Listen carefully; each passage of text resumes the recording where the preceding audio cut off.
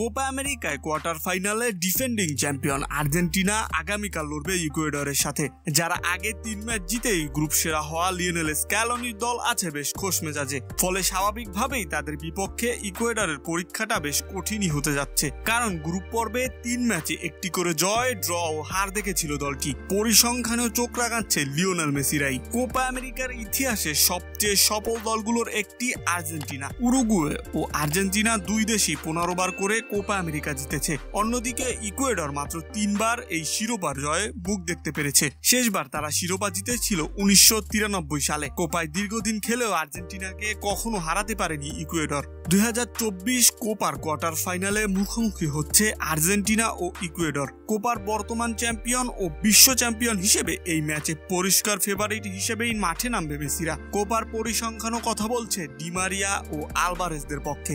Copa আমেরিকার ইতিহাসে 1941 সালে প্রথম ইকুয়েডরের বিপক্ষে খেলেছিল আর্জেন্টিনা। সেবার 6-1 গোলের জয় পেয়েছিল আর্জেন্টিনা। এখন পর্যন্ত ইকুয়েডরের বিপক্ষে 16 বার মুখোমুখি হয়েছে আর্জেন্টিনা, যেখানে জয় পেয়েছে 11টি ম্যাচে। অন্যদিকে ড্র হয়েছে 5টি ম্যাচ। সর্বশেষ 2021 সালে কোপায় মুখোমুখি হয় ইকুয়েডর ও আর্জেন্টিনা। সেখানেও 3-0 গোলের ব্যবধানে জিতেছিল আলবিসেলেস্তেরা। সব রকম প্রতিযোগিতা মিলিয়ে ইকুয়েডরের বিপক্ষে মোট 40টি ম্যাচ খেলে 24টিতেই জয় পেয়েছে আর্জেন্টিনা। হেরেছে মাত্র 5টি ম্যাচে, বাকিগুলো হয়েছে ড্র।